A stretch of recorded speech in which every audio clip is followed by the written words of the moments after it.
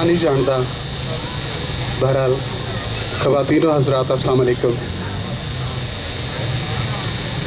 जिमें मेरा तारफ़ करवाया गया, शुक्रगुजार हमें हसनैन भट्टी साहब का। मैं तकरीर नहीं कर सकता क्योंकि मतलब मैं तकरीर कदे की नहीं, इसलिए जो मैं दिल दी गल कर देंगा। रावलपिंडी एक अरसे तो मैं जंपली रावलपिंडी का हाँ, तो उत्थे मैं पंजाबी ते काम कर रहा, लिख रहा पंजाबी। मेरे आल दवाले उर्दू है, उर्दू नज़म है, गज़ल है।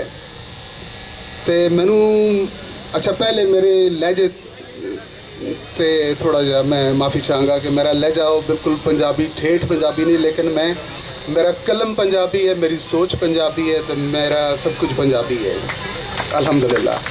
लहजे इस वजह नाल मैं थोड़ी मार खा रहा कि अंग्रेज़ी पढ़ा के, चूँकि मेरा लैंग्वेज नाल भी तलक है, लिटरेचर नाल भी तलक है, तो इसलिए मैं माजरत खां कि मैं वो लहजा पेश नहीं कर पा रहा। तो मैं कोशिश कर रहा अल्हम्दुलिल्लाह कि मैं कोई ऐसी गल नहीं, आसान वाली गल नहीं है। पंजाबी ते कम करना हर पंजाब दे रहन वाले दा, हर पंजाब सेवक दा काम है। असीं सब सेवक हाँ पंजाब दे। ते थोड़ी जी मैनू ऑड पोजिशन मिली रावलपिंडी च रह के, क्योंकि मैनू एक पंजाबी तुसी आप अंदाज़ा ला लो कि जिस दे अगे पिछे जिस दे एक साइड ते पठवार होवे और पूरे दा पूरा खिलाफ इस गल दे कि शाहरी पंजाबी ते कम कर रहे ने, साढ़े ते क्यों नहीं कर रहे।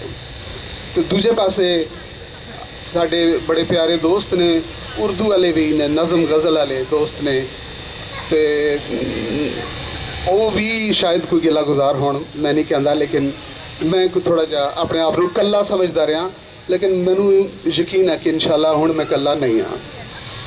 तो मेरे दोस्त पंजाबी मेरे नाल बड़ी मुहब्बत कर रहे हैं।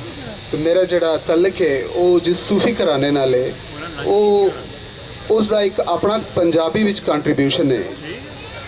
मेरा तल्लक बिल्कुल पिछे तू मंगला आज़ाद कश्मीर तू है। तो मियाँ मुहम्मद साहब के हम जमाना सन मेरे बुजुर्ग हज़रत सैयद मुहम्मद शाह बुखारी। तो मियाँ साहब के वालिद साहब मियाँ शमसुद्दीन साहब नू साढ़े घराने तो रूहानी फैज़ सी, बगा शेर तो रूहानी फैज़ मिलया सी, तो उसका जिक्र भी बुक्स विच मौजूद है। तो बहरहाल पीर साहब का एक शेर मेरे जड़े दादा ने मुर्शिद ने उन्होंने मैं सामने शेर भी देख रहा सैयद पीर मुहम्मद शाह बुखारी। आप तो शेर है कि से सब्त कर साबती नाल नामा, से सब्त कर साबती नाल नामा, लिखनी पेश सुल्तान तहरीर पक्की। से सब्त कर साबती नाल नामा, लिखनी पेश सुल्तान तहरीर पक्की। नेक अमल दा अजर भी नेक हुंदा, कौल मिठड़ा होवे तासीर पक्की। कुश्ता मार के जिंदा फौलाद कर दे, चिखा चढ़े ते होवे अक्सीर पक्की। मुहम्मद शाह फकीरां दा कौल पीड़ा, जिवें पत्थरां विच लकीर पक्की।